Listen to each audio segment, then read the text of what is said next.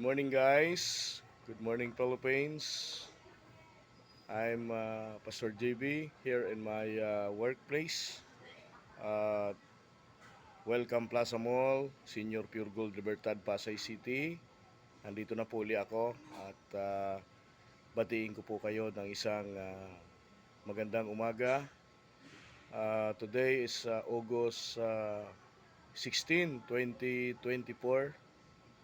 This is my our opening ng work muli, no? Panibagong araw.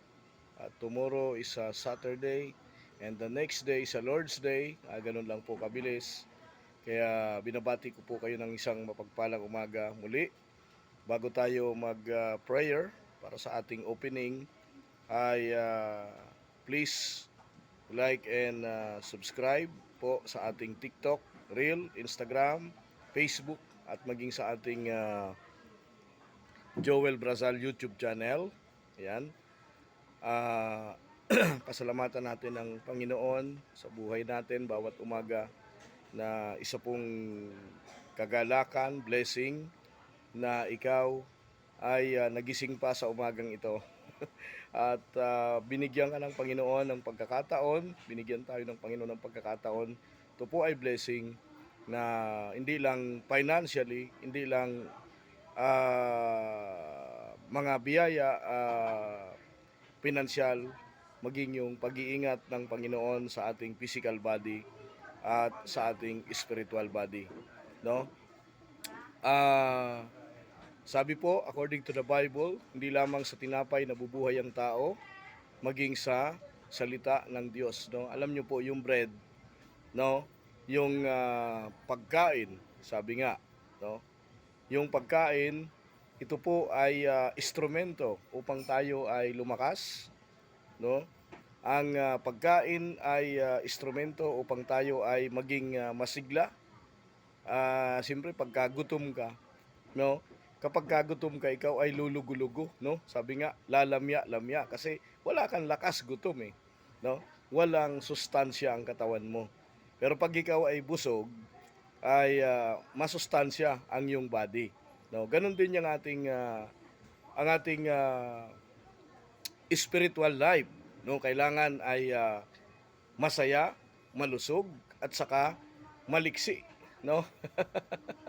'Di ba? So ganun po ang ating pumbuhay. No, hindi lang physical body, no? Bakit nga ba nag-exercise ang isang tao? Kung bakit siya nag-exercise? Kasi gusto niya maging happy ang kanyang body, no? Ganun din, bakit ba tayo kumakain? Kasi gusto natin malakas yung ating body. So ganun din yung ating spiritual life.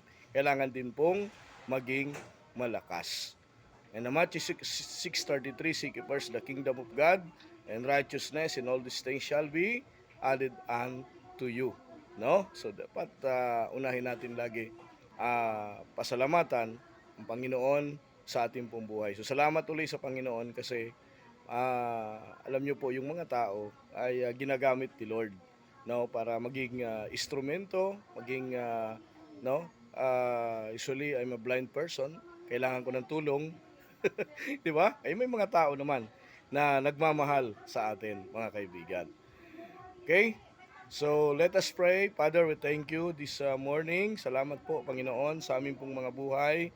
Lord, salamat po sa panibagong araw na ito na muli mo kaming binigyan ng panibagong kalakasan.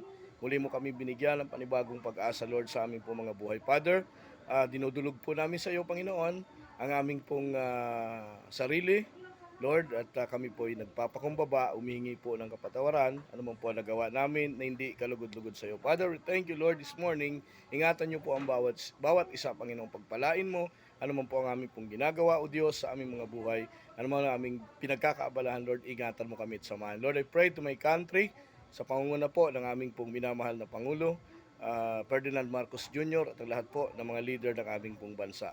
Panginoon, samahan mo po kaming lahat, Lord. And I pray to all the businesses, malaki man o maliit ang mga business, pagpalain mo at pasaganahin, Panginoon.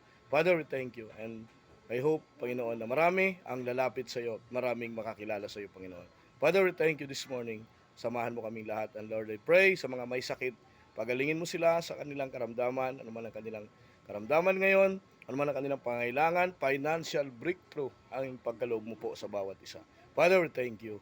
At ito po ang aming samot dalangin sa matamis na pangalan ni Jesus na aming po tagapagligtas. Amen and Amen. Okay, good morning po muli sa lahat and invite po namin kayo at JB Wellness Blind Massage. Please support. Please call 0949-410-0259 and pakivisit po ang ating pong website JB Wellness Blind Massage located at Senior Pure Gold Libertad, Pasay City. Second floor po ito. Please support mga kaibigan and please like and share and follow mga kaibigan. So marami pong salamat at patuloy po tayong mag-ingat, no? Patuloy po tayong lagi nating alalahanin ang kabutihan ng Diyos sa buhay natin. So maraming pong salamat sa lahat at sa lahat po ng mga sumusuporta, no, sa ating pong mga ipinopost. Alam niyo po yung pagdami ng mga nagpi-play sa ating reel, malaking tulong po, malaki pong ambag ng sambayan ng Pilipino. So muli po, maraming salamat and thank you guys. Good morning. Back button. Tab again to start.